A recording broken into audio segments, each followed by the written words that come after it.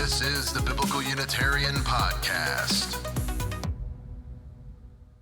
Hello and welcome to the Biblical Unitarian Podcast, the podcast that aims to start conversations about the oneness and unity of God and about the humanity of Jesus. My name is Dustin Smith, and as always, I will be your host. This is episode 308, entitled, Is Jesus the Son of Man in 1st Enoch? Now, I know what you're thinking. You're thinking, wait a minute, this is the Biblical Unitarian Podcast, and 1st Enoch is not contained within my particular Bible. What are we doing in this particular episode? Well, that is a fair point. And I hope that the scope of this particular episode is not going to cause our normal listeners to overlook the contents of it, because the episode does deal with, of course, a very important biblical figure, that is Jesus of Nazareth, and of course one of his most noteworthy titles, the Son of Man. And in 1st Enoch, there is a famous figure that is called Son of Man, and many scholars have looked at the Son of Man figure within 1st Enoch and looked at the depictions of Jesus as the Son of Man, and they've tried to draw parallels and connections between the two bodies of literature, between the corpus of 1st Enoch and, of course, the New Testament Gospels. So let's talk a little bit about 1st Enoch. So 1st Enoch, of course, is an extra-biblical book. It wasn't written by the historical Enoch. It was written about the Enoch figure, and it's the first of many documents that are given the title Enoch. It is an apocalyptic book, meaning that it is focused on revealing and unveiling certain heavenly truths. And the book 1st Enoch actually developed over the course of hundreds of years, probably over the course of 3 centuries. Within the book of 1st Enoch, there are 108 chapters, and there are 5 different sections within 1st Enoch that were written by different persons over the course of hundreds of years, and eventually they were all put together into the document that we now know as 1st Enoch. Now, the section in which the Son of Man appears within 1st Enoch is a distinct section within chapters 37 through 71, and this section is going to be the focus of our study for today. This particular section is called the Similitudes, and it's also called the Parables, so you'll note that particular terminology and those two phrases are synonymous in scholarly literature when describing chapters 37 through 71. Now, in his recently published book, and by recent I mean November of 2023, Richard Bauckham, who is a world-famous New Testament scholar, in the book entitled Son of Man, Volume 1, there's going to be another volume after this, Richard Bauckham argues that these particular chapters actually date to the late 1st century and perhaps even the early 2nd century CE, going against a popular trend that seems to date the similitudes to the 1st century BC. 1st Enoch, in a very important detail, draws upon the biblical book of Daniel, because the biblical book of Daniel has the portrayal of the Son of Man figure. That, of course, is in Daniel chapter 7. So Daniel chapter 7, of course, was written first, and 1st Enoch chapters 37 through 71 came after, and they are drawing upon and developing the theology of the Son of Man figure from Daniel chapter 7. Now, the Ethiopic church, the Ethiopic Christian church, actually has a canon of the Bible that contains the book 1st Enoch. And the Ethiopic church will read 1st Enoch, and they'll see the Son of Man in there, and they will regard that figure as none other than Jesus Christ himself. Now, it's important to note that Christianity was not introduced into Ethiopia until the 4th century CE. And so this Christian community was responsible, eventually, for translating 1st Enoch from Greek into Ethiopic. And this translation of Ethiopic took place sometime between the 4th and 6th centuries CE. the book of First Enoch now survives only in Ethiopic. It doesn't survive in Greek or in its likely original language, which is either Hebrew or Aramaic. So this week's episode is going to focus on First Enoch in order to ascertain whether it actually talks about the figure of Jesus, whom the New Testament Gospels call the Son of Man. We will also explore whether the New Testament Gospels show any literary dependence upon First Enoch. So, who is the Son of Man in First Enoch? What does Son of Man mean within that particular book?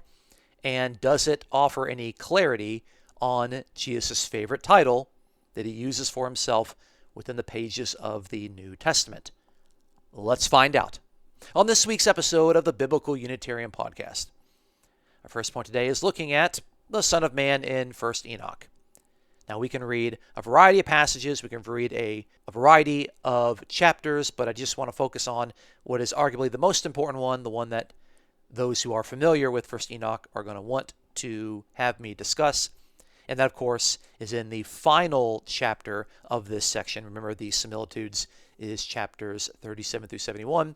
So in the last chapter, in chapter 71, verse 14, it says that an angel came to me and greeted me and said, "You, Son of Man, who are born in righteousness and in whom righteousness has dwelt, the righteousness of the antecedent of time will not fail you."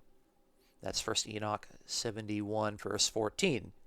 And in this passage, Enoch himself is called by the authoritative revelatory angel, the Son of Man. Enoch is talking, and he says, "The angel came to me and greeted me and said to me, 'You, Son of Man.'" So we really could just end the entire episode right now. I can stop the recording and we could be done, but that, of course, has not convinced many people, even though it seems to be an outright, definitive, and self-evident conclusion at the end of this particular section. So a fair question that could be asked is, why was Enoch selected to be portrayed as the Son of Man? Like, why even go through all of the trouble of writing something and portraying this random figure from the book of Genesis and describe him as Son of Man by drawing on Daniel chapter 7? Like, what is the purpose of doing that?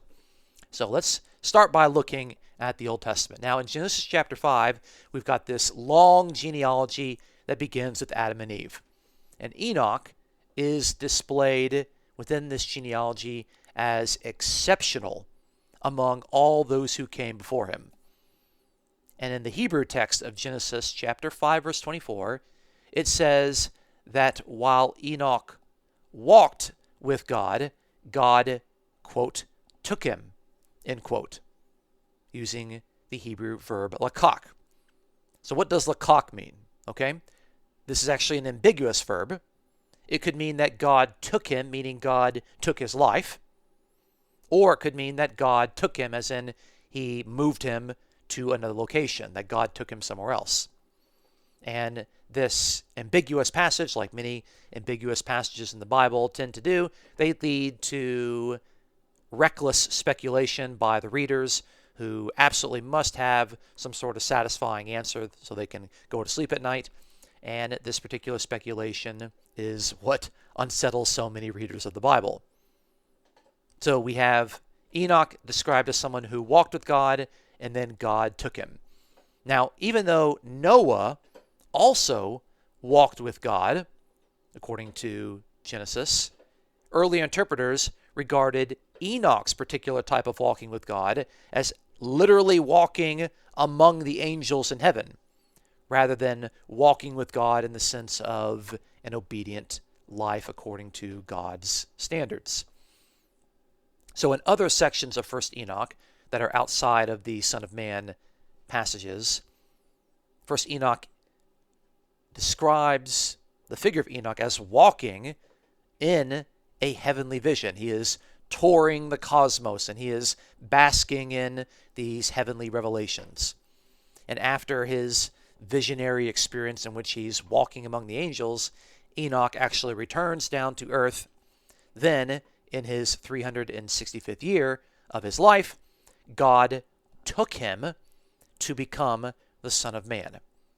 That is how the book of 1st Enoch understands the passage in Genesis chapter 5, verse 24, where it says that Enoch walked with God, and then God took him.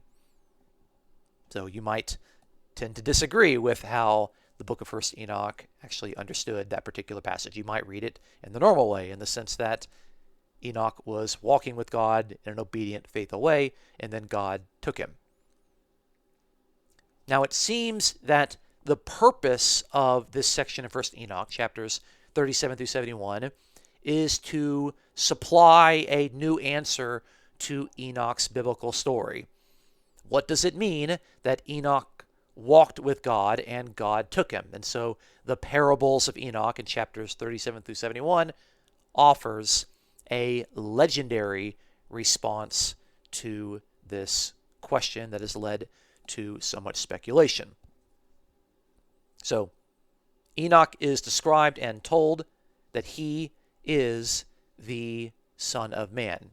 More specifically, it says, "You, Son of Man." I don't want to get ahead of myself, because I might have suggested that Son of Man is a designated title that is given to 1st Enoch. But is that actually the case? People might look at Son of Man in the New Testament Gospels and they will say that is clearly a title that is given to Jesus. The Greek definite article is used to describe it as a title. But is that what is going on in 1st Enoch? That'll move us to our second point today. Is Son of Man a title in 1st Enoch? So as a review, 1st Enoch has survived as a literary piece only in the Ethiopic language. And we possess over 40 manuscripts of the Ethiopic 1st Enoch. And scholars who specialized in 1st Enoch and in the Ethiopic language have observed several strands of evidence that the Ethiopic was actually translated from Greek, which makes sense. The Ethiopic church wants to have it in their own language, so they're going to translate into Ethiopic.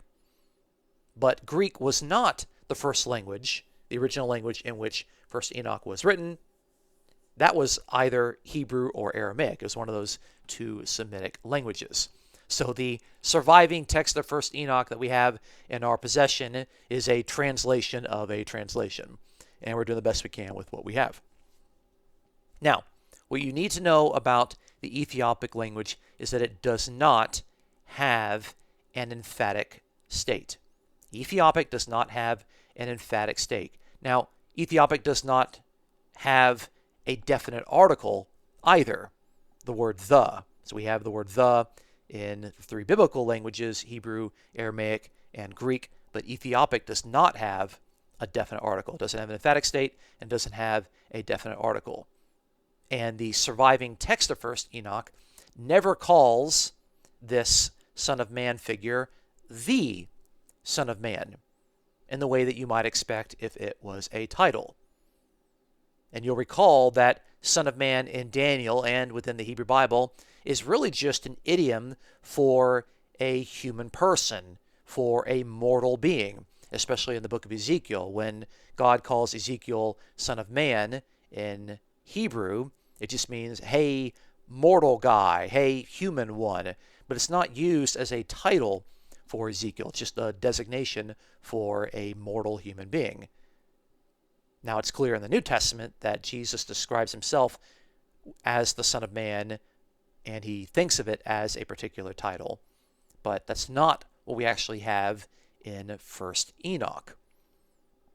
So the phrase Son of Man appears 16 times in 1st Enoch. And 12 of those 16 times uses the demonstrative pronoun in Ethiopic to refer to the Son of Man. So, for example, we'll have the phrase that Son of Man, which in Ethiopic is Zeku, is that Son of Man. We could see that in chapter 46, verse 2, 48, verse 2, and 62, verse 5. And then we have the close demonstrative pronoun Zentu, translated as this, to describe the Son of Man in chapter 46, verse 4. So we have that Son of Man using the far Ethiopic demonstrative pronoun, and we have this Son of Man using the close demonstrative pronoun. But we don't actually have the definite article, the Son of Man. We also don't have the emphatic state in Ethiopic. So, a good question that someone might raise is, could the Ethiopic demonstrative pronouns, the far demonstrative pronoun that, or the close demonstrative pronoun this, be translations from the Greek definite article? In other words, if Ethiopic doesn't even have a definite article that they could use, is it possible that the Greek from which the Ethiopic version was translated, that the Greek actually had a definite article and the Ethiopic is just doing the best that it could? And the answer to this question is no, not likely. Because we can look at another title that actually is a title describing the Son of Man figure in 1st Enoch called the Chosen One. And this is often rendered into English as the Chosen One, but in the Ethiopic, it never has a demonstrative pronoun used for this particular title. So obviously, Chosen One is a clear title. It's not just a random designation for somebody, but this title that is clearly a title doesn't have the demonstrative pronoun, so it's unlikely that the Ethiopic translators were taking the Greek definite article and moving it into the demonstrative.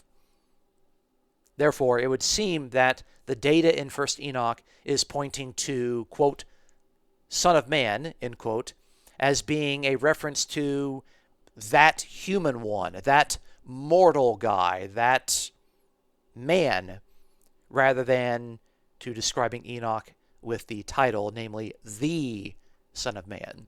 So that's something we really have to kind of keep clear in our minds. So trying to understand who is Enoch, who is this Son of Man figure, and what does it actually mean in chapters 37 through 71. This will move us to our third point, which I think is the most interesting, the developing portrayal of the Son of Man figure's identity in 1st Enoch. So, we already noted that at the conclusion, in chapter 71, the author outright identifies the figure of Enoch as you, Son of Man.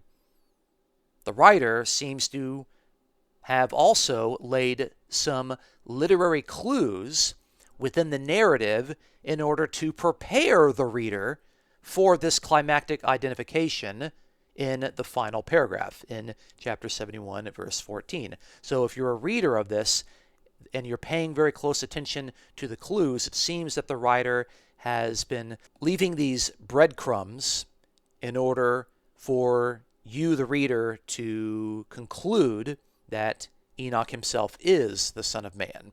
It's not just something that is said in chapter 71, verse 14. It's something that is hinted at throughout the narrative. So let's begin with looking at this particular evidence. I'm drawing all this evidence, by the way, out of Baucham's book, The Son of Man, Volume 1.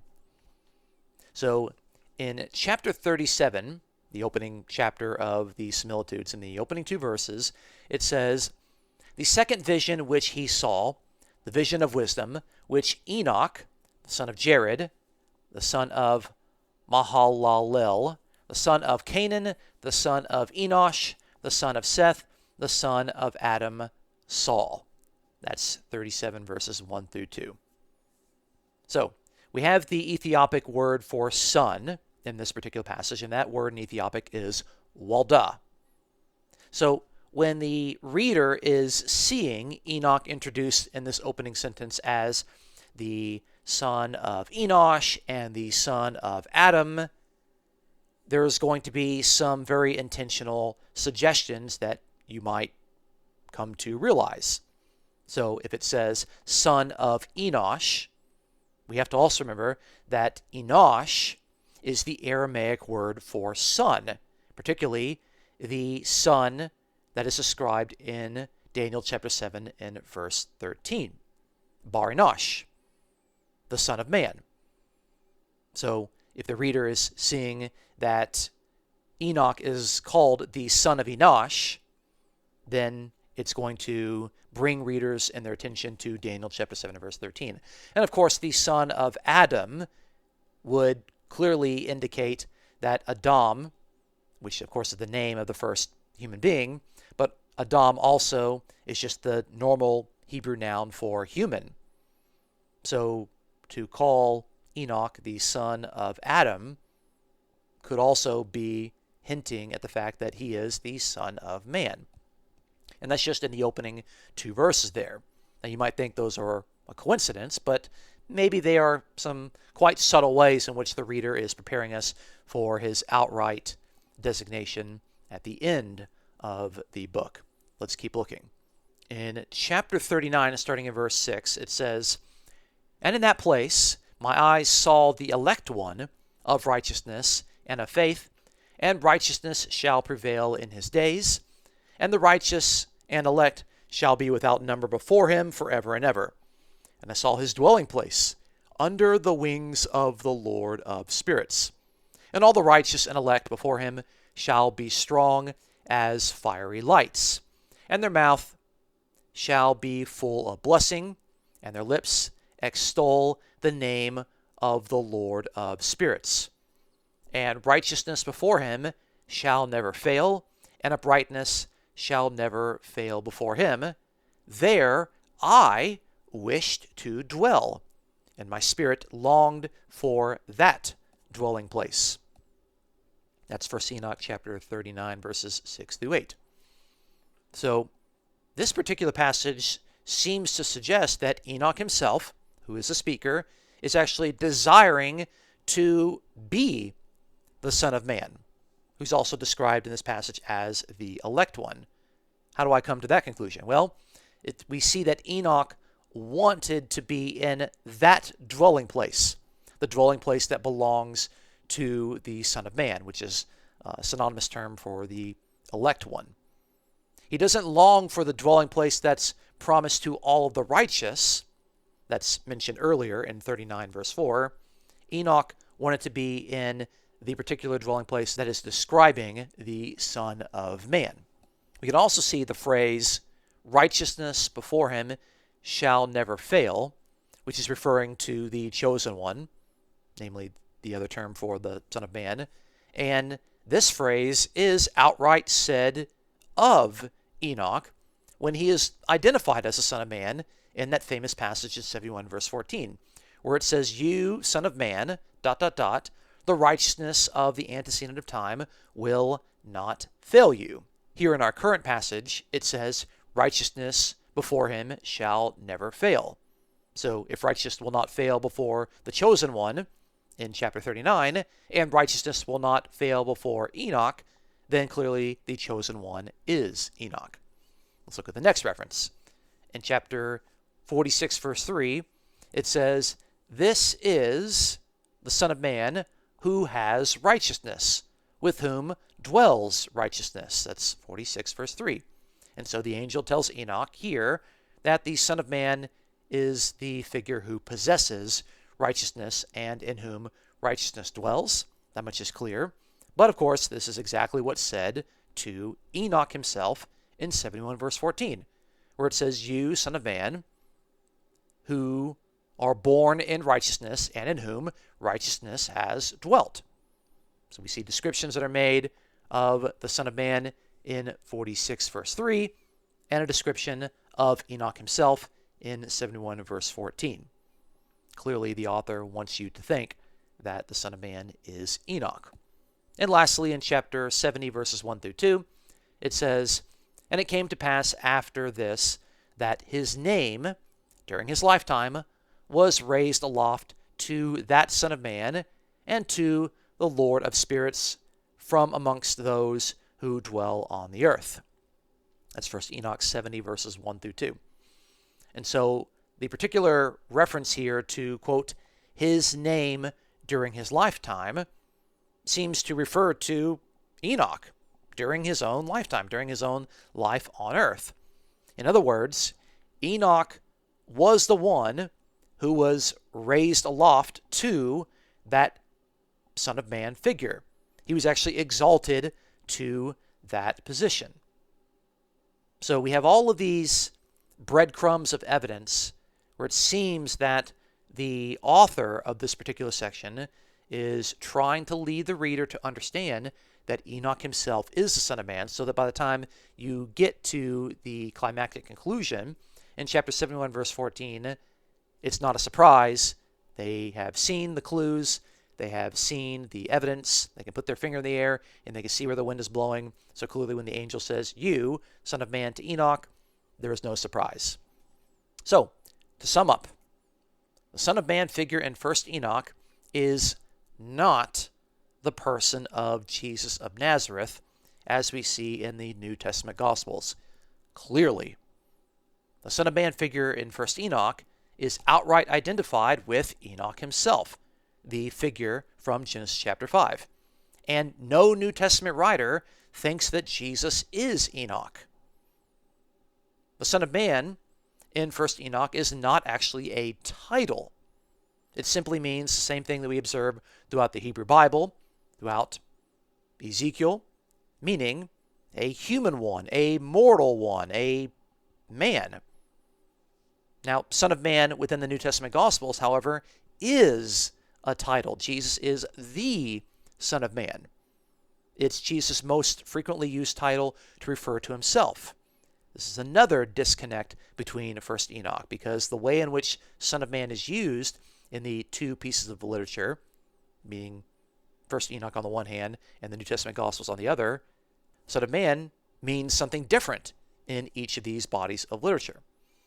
And lastly, for these reasons, it seems quite unlikely that the portrayals of Jesus as the Messianic Son of Man in the New Testament Gospels owes literary dependence upon the depiction of the Son of Man figure in 1st Enoch. To put it in a different way, Jesus is not the Son of Man in 1st Enoch. Thank you so much for listening to this week's episode. Join us next week as we explore how the New Testament writers argue that a human being was sufficient to atone for the sins of the world. Did Jesus have to be God in order to make the atonement work? What do the New Testament writers have to say on this topic? Please look forward to our next episode. If you enjoy our podcast, please consider supporting us as we aim to promote the sound truths about the oneness and unity of God and about the humanity of Jesus. You can support us absolutely for free by subscribing on YouTube or iTunes, by giving us a 5-star rating on iTunes, and by sharing your favorite episodes with your friends. If you'd like to offer a donation, please check out the episode description for a PayPal link. The Biblical Unitarian Podcast is produced and edited by Dustin Williams. I am Dustin Smith, your host. Until next time, please take care.